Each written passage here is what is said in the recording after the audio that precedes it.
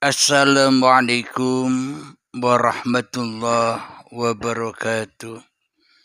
Bismillahirrahmanirrahim. Ashhadu an la ilaha illallah wa ashhadu anna Muhammadar Rasulullah. Allahumma salli ala Sayyidina Muhammad wa ala ali Sayyidina Muhammad. Rabbi israh li sadri wa yassir li amri wahlul 'uqdatam min lisani yafqahu qawli. Amin. Bismillahirrahmanirrahim. Salam hormatku, salam ta'zimku selalu buat para sahabat-sahabatku tercinta, baik yang ada di dalam ataupun yang ada di luar negeri. Semoga kita semua senantiasa selalu di dalam lindungan, selalu di dalam bimbingan Allah Subhanahu wa Ta'ala. Amin ya Rabbal Alamin. Dan semoga para sahabat, para jamaah yang lagi kesusahan akan segera diberikan kebahagiaan. Bagi yang sakit, semoga diberikan kesembuhan. Bagi hati yang bingung, semoga diberikan ketenangan. Amin ya Rabbal Alamin. Alhamdulillahirabbil alamin. Di ba'da subuh yang indah ini, kita akan mengkaji hakikat syahadat, hakikat salat, hakikat zakat, hakikat puasa, hakikat haji, hakikat perbuatan-perbuatan kebajikan atau kebaikan di sisi Allah, hakikat mi'raj, hakikat tajalli, hakikat wusul, hakikat hening, dan sebagainya. Apa hakikatnya semua itu? Hakikatnya semua itu bila manusianya masih hidup di sisi Tuhannya, maka manusia itu tak akan pernah bertemu dengan hakikat semua itu. Karena manusianya merasa dirinya yang hidup, sedang Tuhannya mati di dalam setiap dada insan. Di dalam setiap dada manusianya masih qalbun kafirina baitun nas. Hatinya orang-orang kafirin, orang yang ingkar kepada Allah, bila di dalam dadanya masih dihuni oleh diri manusianya, masih dihuni oleh kewujudan-kewujudan manusianya, masih dihuni oleh hidup manusianya, masih dihuni oleh kekuasaan daya upaya manusianya. Itulah qalbun kafirina baitun nas. Hatinya orang yang ingkar, hatinya orang yang kafir, hatinya orang yang kufur menurut Allah, bila di dalam hatinya masih wujud manusianya yang menjadi Tuhan, yang menjadi penguasa, yang menjadi raja bagi dirinya di hatinya. Maka apapun yang Anda, yang kita, yang saya kerjakan, bila masih manusianya yang menjadi pencipta, masih menjadi Tuhan, masih menjadi penguasa atas semua yang saya lakukan, yang kita lakukan, maka kita belum menemukan hakikat semua itu. Kita hanya menjalankan bayang-bayangnya syahadat, bayang-bayangnya sholat, bayang-bayangnya zakat, bayang-bayangnya puasa, bayang-bayangnya haji saja yang selama ini kita kerjakan sejak kecil, sejak akil balik sampai setua ini, kita hanya berkiblat menyembah hanya pada bayangan-bayangan ibadah saja, bayangan-bayangan kemanusiaannya saja. Kenapa? Karena al-insanu sirri wa ana sirruhu. Bahwa manusia itu adalah rahasia. Siapa yang merahasiai manusia? Ya Tuhan yang menciptakan diri manusia itulah yang merahasiainya. Berhubung di dalam hati kita selama ini qalbun kafirina baitun nas, maka yang kita kiblati selama ini, yang kita sembah hanyalah bayangan-bayangan saja, kepahaman-kepahaman, halusinasi dan fata morgana saja, bila diri kita masih wujud, masih hidup, masih berkuasa daripada Allah yang menghidupi kita, Allah yang menguasai kita, Allah yang mewujudkan kita. Berarti bila di dalam dada kita bukan Allah yang ada, berarti hatinya masih mati. Hatinya keras melebihi kerasnya batu, maka dari itu qalbun kafirina baitun nas. Bagi orang-orang kafir, indallah di sisi Allah, bila manusianya masih merasa lebih wujud daripada wujud Tuhannya yang mewujudkannya. Alhamdulillahirabbil alamin. Mari kita buktikan di dalam surat Al-Baqarah. Kita buka bersama-sama. Al-Baqarah ayat yang ke-243. Mari kita baca bersama. A'udzu billahi minasyaitonir rajim. Bismillahirrahmanirrahim. Alam tara ilal ladzina kharaju min diyarihim wa hum ulufun hadarul maut. فقال لهم الله موتوا ثم أحياهم إن الله لذو فضل على الناس ولكن أكثر الناس لا يشكرون. Yang artinya, tidakkah kamu memperhatikan orang-orang yang keluar dari kampung halamannya sedang jumlahnya ribuan karena takut mati? Lalu Allah berfirman kepada mereka, matilah kamu. Kemudian Allah menghidupkan mereka. Sesungguhnya Allah memberikan karunia kepada manusia, tetapi kebanyakan manusia tidak bersyukur. Alhamdulillahirabbil alamin. Bila kita maknai dengan makna yang tersurat atau sesuai terjemahannya, tidakkah kamu memperhatikan orang-orang yang keluar dari kampung halamannya sedang jumlahnya ribuan karena takut mati? Lalu Allah berfirman kepada mereka, matilah kamu.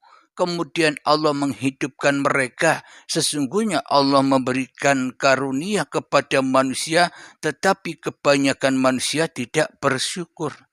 Bila kita perhatikan hanya arti, hanya terjemahannya saja, ini hanyalah dongeng-dongeng saja. Cerita-cerita masa lalu saja. Karena manusianya masih wujud manusianya yang merasa bisa membaca Al-Quran, yang merasa bisa mengaji, ya pasti maknanya, pasti kepahamannya versi-versi manusianya. Tidak akan pernah mendapatkan makna yang tersurat, yang tersirat, makna mutasabihatnya, makna yang sebenar-benarnya. yang ada pada Al-Quran Qadim, yang ada pada dada setiap manusianya. Bila yang mengkaji Al-Quran ini hanya Allah yang mengkajinya, maka semuanya pasti kembali kepada Allah. Tapi bila yang mengkaji manusia Al-Quran ini pasti kembalinya kepada manusianya, cerita manusianya. Padahal manusia tidak punya cerita. Di dalam kehidupan ini hanyalah cerita cerita Allah yang menghidupi alam semesta ini. Mari kita simak satir, mari kita hancurkan makna-makna yang tersurat ini agar bisa ketemu dengan makna yang sebenar-benarnya, makna yang tersirat, makna yang belum diketahui oleh seluruh manusia. Kenapa? Karena bila masih ada manusianya, maka manusia tak akan pernah tahu makna yang tersirat di dalam Al-Quran. Bila masih ada manusianya, maka manusianya masih memahami hanya bayangan-bayangan Al-Quran saja. Karena manusianya tidak mau masuk ke dalam Al-Quran Qadimnya, yakni kepada lillahi ta'ala. Marilah kita kaji dari atas, dari langit, dari Tuhan, versi kepahaman Tuhan itu sendiri.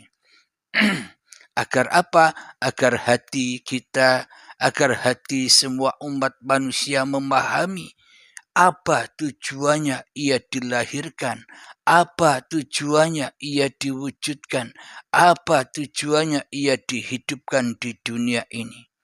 Bukan untuk orang Islam saja. Orang Islam bila tidak mengetahui makna yang tersimpan di dalam Al-Quran, di dalam kitabnya sendiri, ya bukan orang Islam namanya.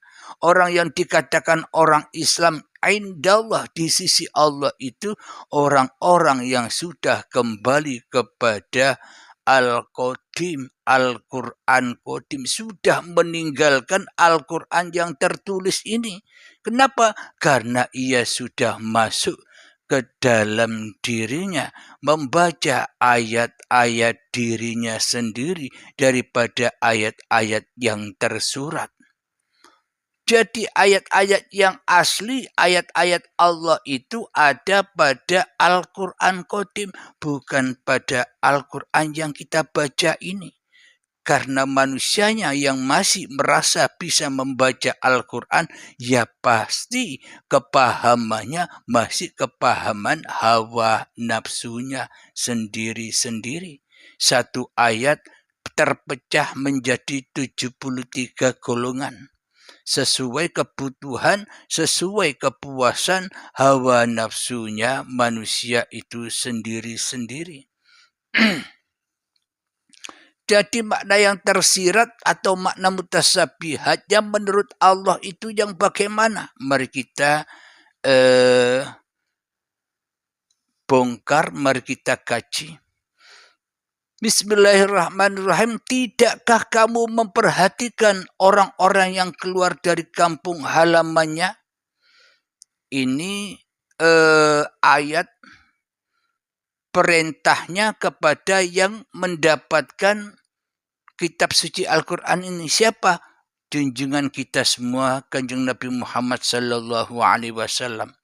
Bila ayat ini hanya untuk Kanjeng Nabi Muhammad, ngapain kita repot-repot?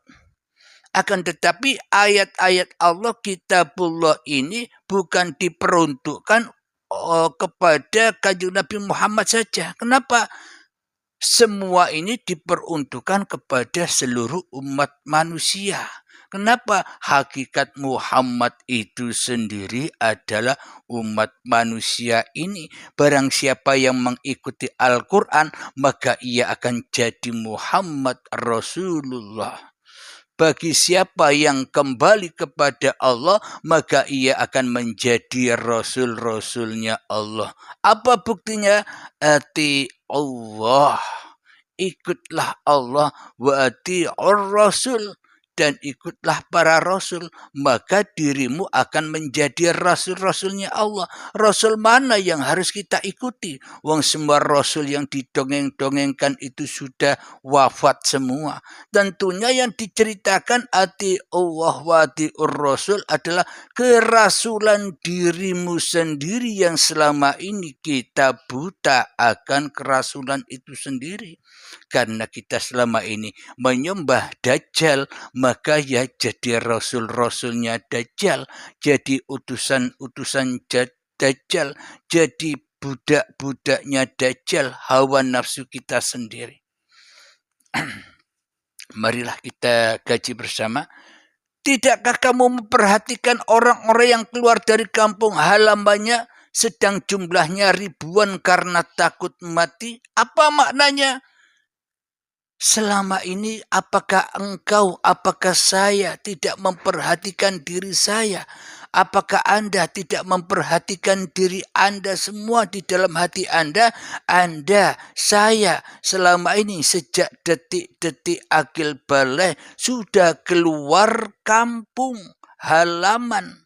Sedang jumlahnya ribuan karena takut mati. Sudah keluar kampung halaman itu maknanya apa? Sudah meninggalkan kewujudan Allah. Sudah meninggalkan kehidupan Allah. Sudah meninggalkan kekuasaan Allah. Sudah meninggalkan keberadaan Allah di dalam hati kita. Kita keluar diri kita untuk menyaksikan dunia karena kita takut mati. Kalau kita masuk ke dalam diri untuk bertemu Allah kembali, kan kita wajib mati dulu. Pulang kampung dulu. Innalillahi wa inna ilaihi raji'un. Kalau kita tidak mati dulu, kalau kita tidak kembali dulu, kalau kita tidak masuk ke dalam diri kita, sampai kapanpun kita takkan pernah ketemu dengan syahadat. Sampai kapanpun kita tak akan pernah bertemu dengan sholat. Sampai kapanpun kita tak akan pernah bertemu dengan zakat, puasa, haji, ibadah, dan sebagainya. Bila manusianya masih jadi Tuhan. Bila manusianya masih keluar dari kekuasaan Tuhan. Maka karena mereka takut mati. Kalau menghadap Tuhan itu manusianya harus mati dulu. Kewujudannya, kehidupannya harus mati dulu. Harus tak ada dulu kewujudannya. Baru nyatalah wujudullah. Baru nyatalah la ilaha illallah. Bila manusianya sudah mati.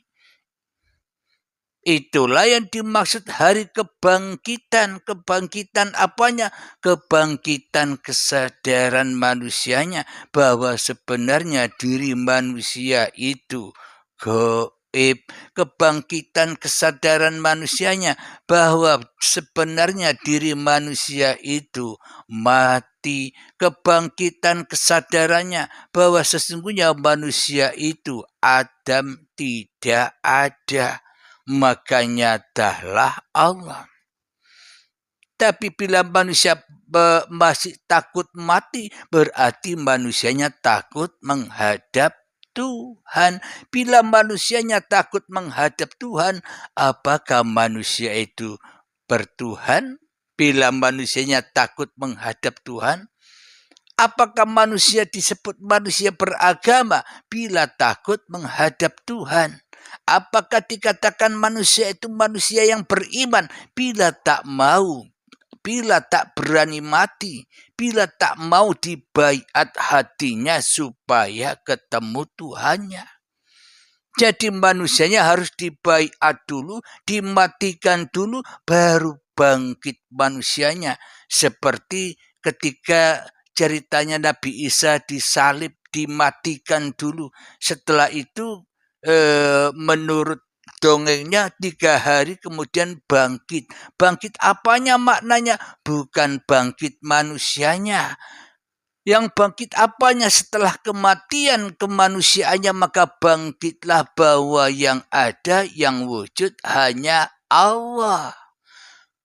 Manusianya sudah hancur lebur di dalam Allahnya, kembali inna lillahi wa inna ilaihi roji'un. Itulah yang dimaksud kebangkitan itu.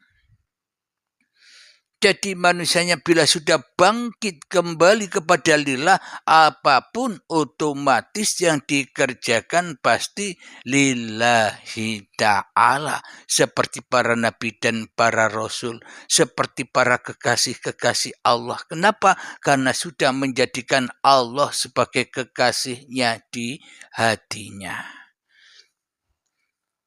Tidakkah kamu memperhatikan orang-orang yang keluar dari kampung halamannya sedang jumlahnya ribuan karena takut mati?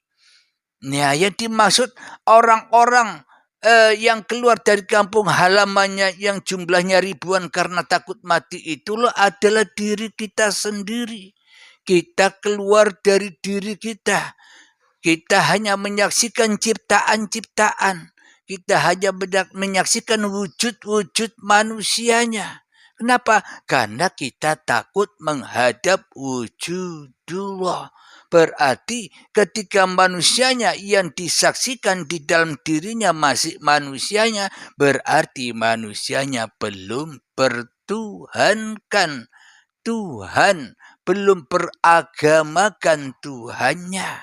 Jadi masih kafir, kufur. Kolbun kafirina baitunas.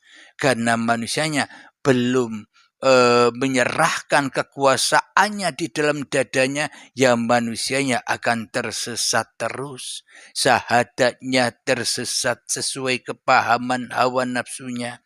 Solatnya tersesat sesuai kepahaman hawa nafsunya.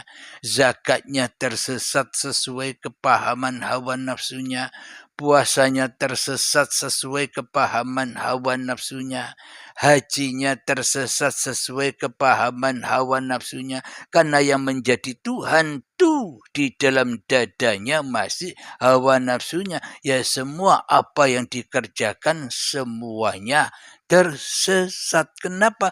Karena raja hati di dalam dadanya masih dajjal, setan. Inna syaitana lakum aduwwum mubin. Sesungguhnya setan itu adalah musuh yang nyata bagimu. Jadi sesungguhnya setan itu tidak goib, tapi setan itu nyata. Ya kenyataan diri manusia kita, ya kewujudan diri manusia kita, ya kehidupan diri manusia kita. Inilah setan yang nyata. Yang apa? Yang keluar dari kehidupan Allah, yang keluar dari kewujudan Allah, yang keluar dari kekuasaan Allah, yakni keluar dari kampung halamannya, sedang jumlahnya ribuan karena takut mati.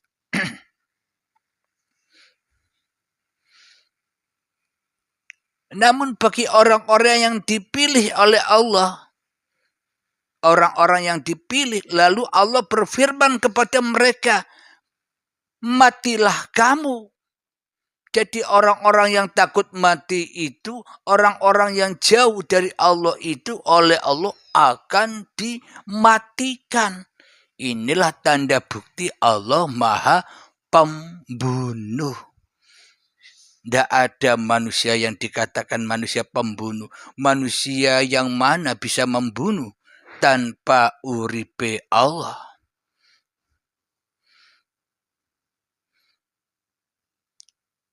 Lalu Allah berfirman kepada mereka, matilah kamu. Inilah yang dimaksud pintu baiatul akbar. Pintu baiat, pintu pemutusan kepemilikan kemanusiaannya. Pintu keputusan manusia dari apa-apa yang dicintainya. ketika manusianya sudah putus dari kewujudan diri manusianya, ketika manusianya sudah putus dari kehidupan manusianya, ketika manusia sudah putus dari kekuasaan manusianya, itulah pintu baiat. Setelah itu, kemudian Allah menghidupkan mereka. Maknanya apa? Allah menghidupkan mereka.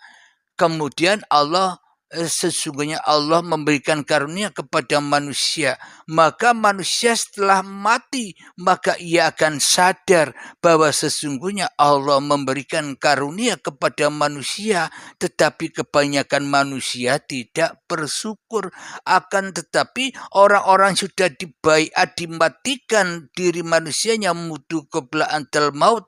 Kemudian Allah menghidupkan mereka. Apa maknanya? Hidupnya sudah bukan hidup manusia lagi. Hidupnya bukan hidup yang fana lagi.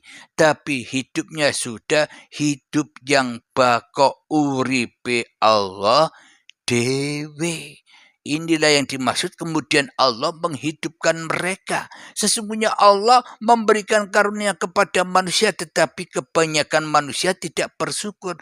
Maka orang-orang yang sudah bangkit dari diri kemanusiaannya menuju Tuhannya, maka ia akan sadar sesungguhnya sudah banyak karunia-karunia Allah sejak dulu saat kita di tanah, sejak dulu saat kita jadi bayi, sejak dulu kita hidup di dunia sampai setua ini di dalam penuh karunia Allah. Tapi kita selama ini tidak pernah bersyukur. Kenapa?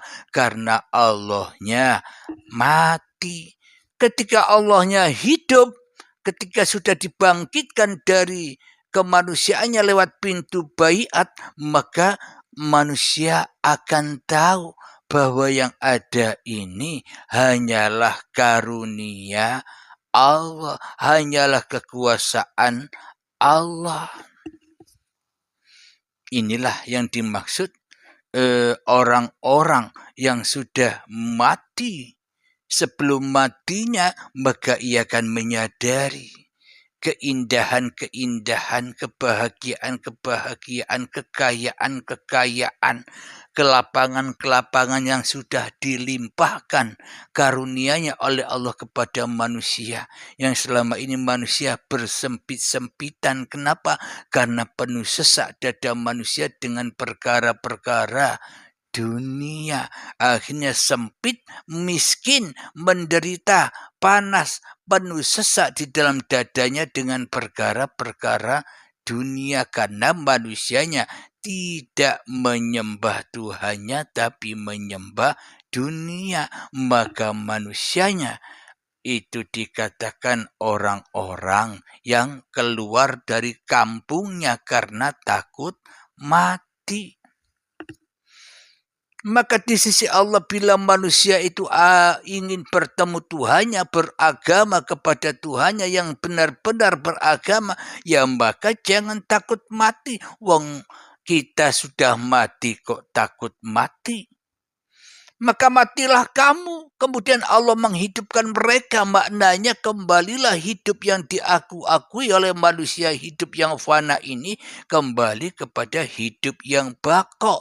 Akhirnya enjoy saja. Karena sudah diputus kemanusiaannya lewat pintu baiat. Baiatul akbar, yaitulah kiamat kubro yang ditunggu-tunggu manusia. Tidak disangka-sangkanya manusia menunggu kiamat yang di luar itu, yang hoax, yang takkan pernah terjadi.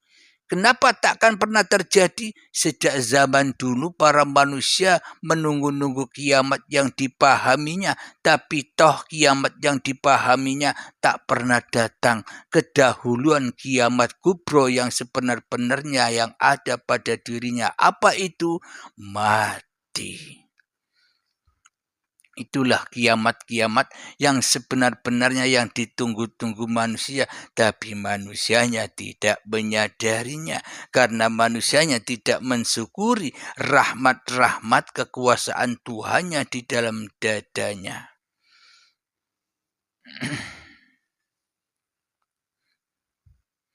Alhamdulillahirrabbilalamin. Semoga saya khususnya dan semoga kita semua senantiasa diberi kepahaman oleh Allah Subhanahu wa taala. Amin ya rabbal alamin. Akhirul kalam. Assalamualaikum warahmatullahi wabarakatuh.